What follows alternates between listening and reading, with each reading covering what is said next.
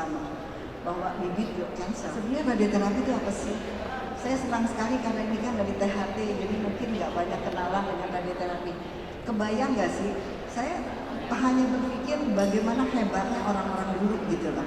Radioterapi itu menggunakan sinar loh. Itu sinar di atas tuh. Itu sinar. Sinar itu kemudian dibentuk menjadi bentuk yang diinginkan sesuai dengan bentuk target. Kemudian dengan scalping dan visualizing dan divisualisasi. Kemudian diantarkan ke tempat yang kita inginkan. Setelah itu saya bisa sendiri sampai dia persis datang ke tempat tersebut. Itulah yang disebut high precision radiotherapy. Saat ini kita ada di era tersebut. Nah, sebenarnya sinar itu sinar apa? Itu adalah energi nuklir. Ada dari alam, ada dari buatan, dari sinar, dari listrik. Nah, energi nuklir itu kan semua juga tahu kan, ada radiasinya, bahaya dong memang. Tapi benefitnya lihat, benefitnya banyak sekali. Nah, salah satunya untuk human health itu yang saya akan bicarakan di sini. Salah satunya adalah itu apa sih yang garis-garis itu? Itu adalah gelombang elektromagnetik. Dengan panjang gelombang tertentu, yang penting adalah dia bisa melakukan ionisasi. Apa itu ionisasi? Nanti kita akan kasih lihat. Kan bosan kan ngomongin THT saja, Mas Haris kan kita ngomong tentang radioterapi. Siapa tahu mau pindah. Kita masuk kuadran 1 belum? Sedikit tahu kan? Kuadran 1, 2, 3, 4. Kita kuadran 1. Nah, apa? Ini adalah elektromagnetik. Elektromagnetik itu adalah contohnya ini. Nih yang sebelah sini nih X-ray, gamma ray. Nah, kalau ditanya siapa yang tahu sinar proton? Nah, itulah proton yang bola-bola itu salah satunya yang PEC. Yang satu yang karbon itu karbon ion. Bedanya apa? Sama-sama energi nuklir, akan tetapi kalau sinar X, sinar gamma tidak punya massa. Sedangkan sinar proton atau karbon itu ada bolanya, bolanya itu adalah massa. Jadi jangan kaget gitu kalau ditanya orang Singapura gitu, tahu proton nggak? Nah, harus tahu gitu loh. Ternyata radioterapi itu saat ini merupakan salah satu pengobatan penting dalam pengobatan kanker, lebih dari 50%. Kalau di dunia, nanti saya akan kasih lihat. Kalau di Indonesia angkanya adalah 55,7. Semua kanker memerlukan terapi radiasi. Nah, bagaimana dengan harmnya? Ada harmnya. Caranya mengatasi harm itu dengan proper protection. Nah, ini juga ada buku-buku dari IAEA. IAEA itu Badan United Nations. Sedangkan WHO kita tahu semua. Rasanya satu-satunya ilmu kesehatan yang diurusin sama WHO, diurusin sama United Nations, bahkan ada badan di bawah presiden yang ngurusin tentang keselamatan penggunaan energi nuklir adalah terapi radiation medicine. Jadi bukan radioterapi saja, ada nuklir medicine dan juga terapi nuklir. Ini adalah persyaratan-persyaratan itu. Nah, pertanyaannya tentu bagaimana sih bisa deliver, bagaimana sih bisa scalping itu mahal. Inilah caranya nih. Sebelum pasien disinar itu di CT dulu. Jadi CT-nya itu ada di dalam alat sinar.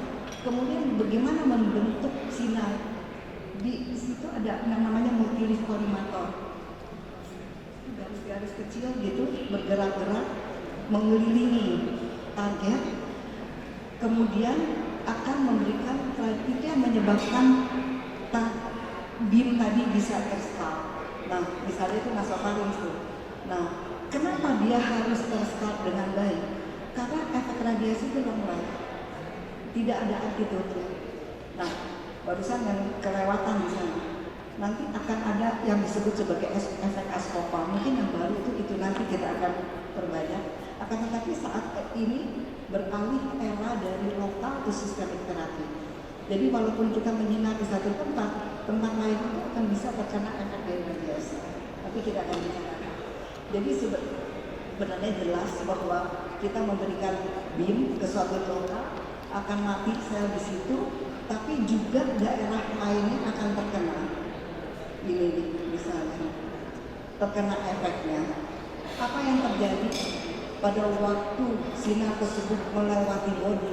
Ini adalah biological medicine cell death melalui efek direct, indirect, terjadi free radicals, akan merusak DNA dengan berbagai derajat kerusakan. Tapi yang menarik adalah di situ akan terjadi baik efek fisik, chemical, dan biological. Biologicalnya tadi ada bicara sebelumnya Pak Ibnu tentang apoptosis dan sebagainya. Tadi ada apoptosis, proliferasi, angiogenesis juga bekerja di sini dengan waktu yang berbeda-beda. Tapi intinya tabel yang di sebelah sana ini yang disebut sebagai radiotherapy utilization rate. Jadi berapa persen sih radioterapi itu digunakan dalam penyakit kanker? Dan menarik sekali, nasofaring itu 100%. Dan itu data ini bukan yang ini adalah data penelitian multinasional. Yang sebelah sana itu adalah Indonesia. Kita lihat 100%. Ini adalah low middle income countries dan ini adalah global. Kira-kira seperti itu. Kita cepat saja. Nah, inilah nasofaring baru masuk. Ini saya tidak mau. Ini tadi sudah kita bicara radioterapi itu apa. Kemudian ini adalah sedikit milestone. Bagaimana radioterapi dari awal yang hanya 2D ini kita lihat. Jadi perkembangan radioterapi menggunakan perkembangan dari radiodiagnostik sangat sejalan sekali. Pada waktu kita belum bisa lihat apa-apa, radioterapi juga nggak bisa lihat apa-apa. Kita sinar aja. Ruangan di sebelah ada tumor, kita sinar aja ke ruangan langsung sinar. Padahal di sebelah tumor itu apa? Jaringan normal. Nah, dengan berkembangnya waktu, kemudian radiodiagnostik bisa menemukan target dengan CT scan atau MRI atau whatever 3D imaging. Demikian juga radioterapi. Ini adalah state of the art.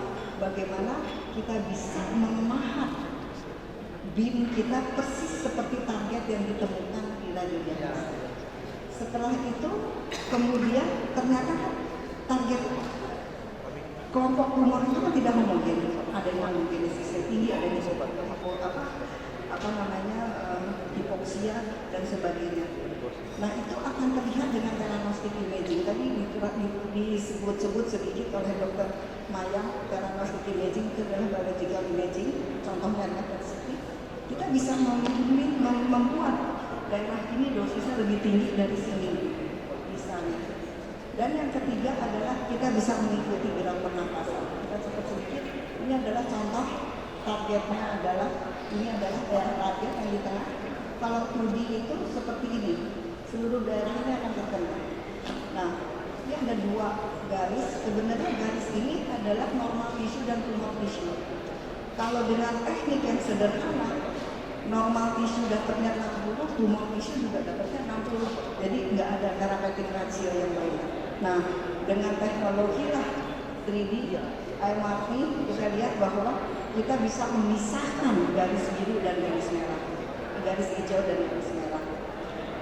Nah, kemudian adalah bagaimana kita tahu bahwa kita nyinar tempat yang benar. Pasti kita tahu karena alat-alat radioterapi yang baru itu ada CT scan di situ, nempel. Jadi sebelum kita nyinar, kita studi dulu gitu. Itu yang disebut sebagai convincing. Nah, teknologi yang terakhir adalah seperti ini, hebat kan? Itu sinar itu hanya mengeluarkan sinar pada saat targetnya ada di dalam lapangan radiasi. Seperti itu.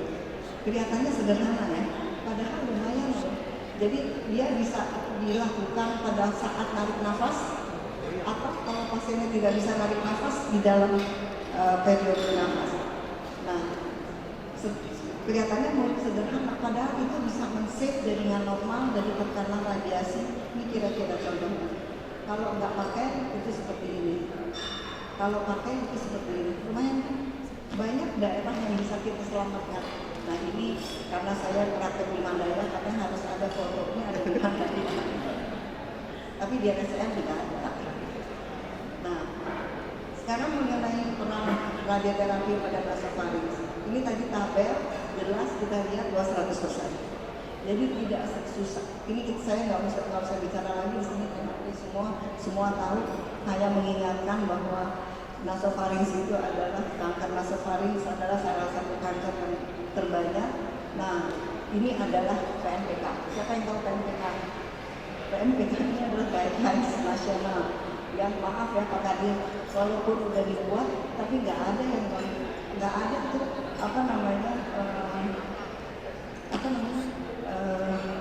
yang mengevaluasi, monitoring evaluasi apakah ini digunakan atau tidak. Buktinya teman-teman Pak Kadir nggak ada yang tahu ada PMPK. Jadi memang PMPK, peran radiasi tadi sudah dikemukakan oleh Dr. Mayang. Intinya adalah either kemoradiasi atau induksi kemo kemudian radiasi atau radiasi saja.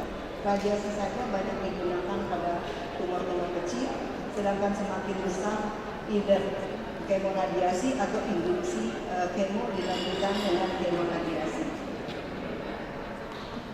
Kalau kita lihat NCCN 2024 tadi juga sudah disinggung kurang lebih sama. Cuma lihat di sini mulai ada EBV diambil sebagai salah satu kriteria. Kalau kita lihat, nah ini krisis radioterapi ini urusan saya. Cuma yang penting satu, kalau teman-teman sekalian, sejawat sekalian mengirim terapi radiasi, tolong tanya ada AMP nggak?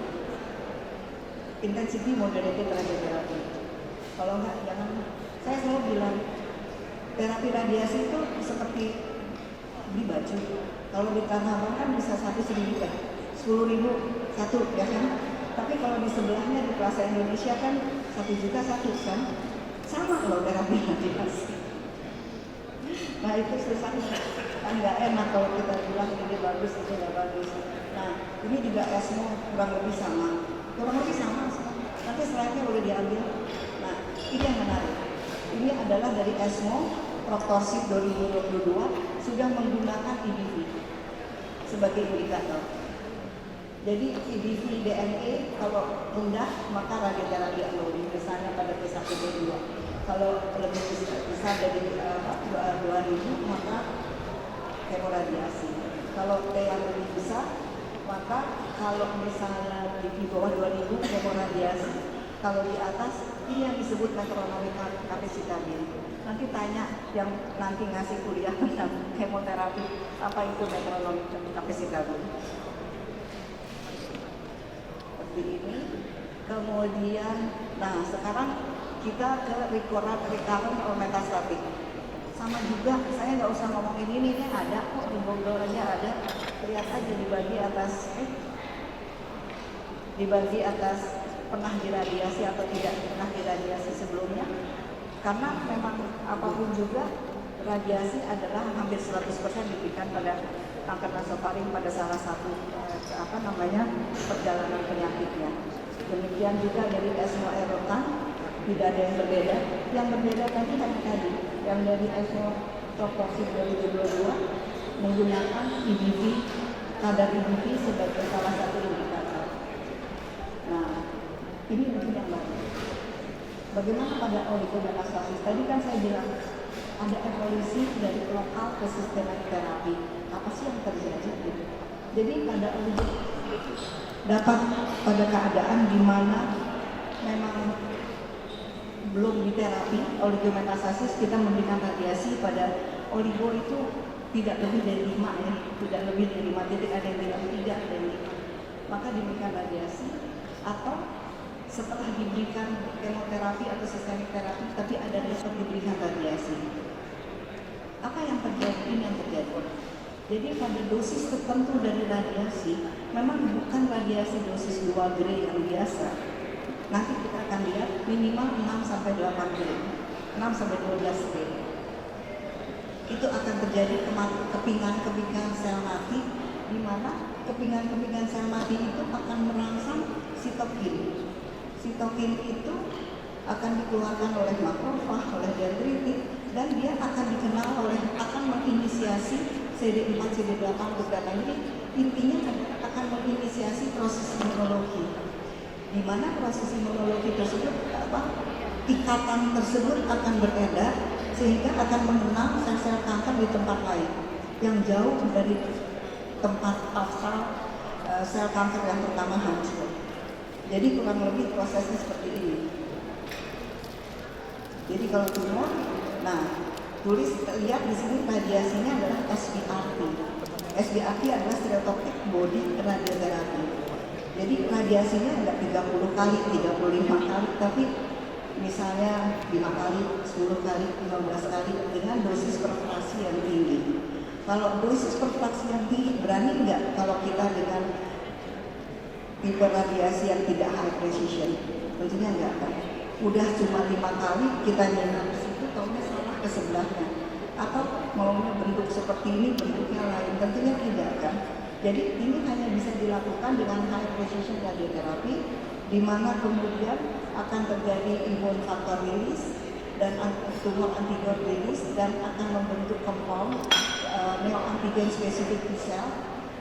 Disinilah keluar PD-1, PDL1 yang akan menghambat ini untuk mengenal sel-sel tumor di badan, mematikan sel tumor di badan. Sehingga justru kalau PD-1, PDL1 tinggi, artinya apa? Bagus ya? Enggak. Itulah sebabnya kenapa kita combine anti PD-1, PDL1 dengan SBRT. Karena PD-1, PDL1 itu akan mematikan compound tadi dari fungsi mematikan sel. Susah. Mudah-mudahan bisa dimengerti. Nah, jadi kalau kita memberikan radiasi pada suatu tumor dikombin dengan anti PD-1, anti PDL1, tahu kan anti PD-1, PDL1? Keytruda misalnya, mahal banget itu. Nah, maka dia akan meningkatkan baik efek pada radiasi pada daerah yang disinar maupun pada daerah lainnya. Itu yang disebut sebagai systemic therapy dari radioterapi.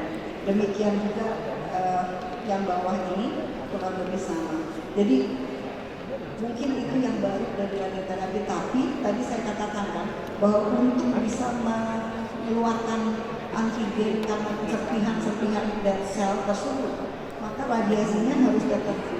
Jadi diberikan dengan dosis 8 sampai 12 kali per kali.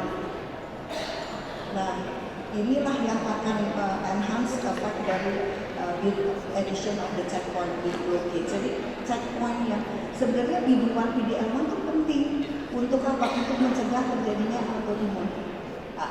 Ya, autoimun, penyakit autoimun. Tapi kalau dalam pengobatan kanker harus ditekan supaya kompon tersebut mematikan sel kanker. Kurang lebih seperti itu. Nah, ini macam-macam bentuk yang bisa dilakukan. Reaktivasi dari imun sistem karena abscopal effect dan SBRT-nya sendiri kan mematikan pada daerah tersebut. Nah, sekarang outcome-nya apa? Ini sih nggak seru, biasa-biasa aja, cuma lihatkan tabel. Nah, pasti IMRT lebih bagus dari 3D. Kemudian bahwa kecuali hasilnya lebih baik, juga efek sampingnya lebih rendah. Ini sih nggak seru di dan SRS dan SBRT. SRS itu stereotactic radiosurgery. SBRT itu adalah stereotactic body radioterapi. Jadi hypofractionated radioterapi, jadi tidak hanya segini, tapi hanya sekian. Tapi dengan dosis perkalinya lebih tinggi. Nah, itu katanya sudah menjadikan standar of care dengan level of evidence yang cukup baik. Dan tapi lihat, single fraction dari 15 sampai 30 gram. Gila kan? Makanya nggak berani kita nyengar kalau dengan teknik yang rada ecek-ecek gitu ya. Kemudian tiga fraksi 20 gram. Dan dosisnya tinggi sekali. Tapi kita bisa bikin di sini, maksudnya di LSTM, di sini bisa. Dan kita lihat di sini bahwa SBRT, SRS akan memberikan lokal kontrol yang baik, lebih baik. Nah, ini adalah contoh kasus bahwa ini ada pasien P2M3M0 2019 diberikan hemoradiasi konflik regional. Ini pasiennya tidak juga kayaknya sih. Nah, 4 tahun kemudian ada oligometa di sini. Kan? Ini PET CT. Susahnya PET CT nggak dijamin BPJS ya. Padahal bagus banget. Nah, kita berikan radiasi SBRT. SBRT itu kita bisa berikan tumor sekian tinggi sekali yang disebut sebagai SID, simultaneous integrated dose. Nah, kemudian gimana dengan PET CT. Tapi kan susahnya seperti ini, kita bisa kalau pasiennya mampu, karena semuanya nggak dijamin BPJS, PET CT, ya kan? PET CT sekalinya berapa? Kecuali kalau PET CT-nya bisa dijamin oleh BPJS atau oleh asuransi. Barangkali itu yang saya ingin perlihatkan atau bawakan di sini. Ini saya iklan. Kita akan ada Indonesia International Cancer Conference yang diadakan oleh Kementerian Kesehatan dan di Bali 3 sampai 5 Oktober dengan tema Bridging North to South. Jadi semua kebetulan saya scientific committee. Jadi kita membandingkan bagaimana di North dan bagaimana di South, di mana luar biasa sekali menurut saya. Plenary speakernya ada yang mungkin pernah mendengar Princess Dina Miret, itu adalah salah satu tokoh dunia tentang kanker. Dia princess dari Jordania, akan datang. Juga misalnya ada Rifat Atun. Rifat Atun ini adalah seorang global health economic expert. Jadi ada 12 plenary speaker. Tapi yang luar biasa, kita mempunyai 5 track. 5 track itu satu health policy, kemudian early diagnostic, screening, promotion. Clinical cuma 3, yang ketiga, tapi itu bagi luas. Yang keempat itu adalah research dan innovation. Yang kelima menarik sekali adalah CSO Talk. Jadi kita kumpulkan CSO baik dalam maupun luar negeri, kita dibuat. Jadi bukan seperti scientific biasa, tapi ini lebih ke arah cancer management. Dan pembicara regional, global expert kurang lebih 100 orang yang datang. Gunakanlah kesempatan ini, mampu dibayarin oleh Kemkes. Saya nggak tahu Kemkes bayarin berapa untuk pembicara, tapi seperti inilah. Dan kalau dilihat registrasinya, saya berusaha untuk serendah mungkin untuk meeting 3 hari di BNDCC. Mudah-mudahan makannya enak dan pembicaranya juga bagus. Barangkali itu yang saya bisa kemukakan. Conclusionnya seperti ini, bahwa peran dari radioterapi tadi kan kita sudah tahu 100%, dan advancement itu sangat penting sekali untuk melindungi jaringan normal. Artinya adalah menurunkan efek samping, artinya adalah we beat your cancer but not your body. Kemudian dalam berbagai macam stage, dan kombinasi dengan sistemik diperlukan sekali. Dan yang terakhir adalah mengenai ekspor. Terima kasih. Wassalamualaikum warahmatullahi wabarakatuh. Mudah-mudahan bermanfaat.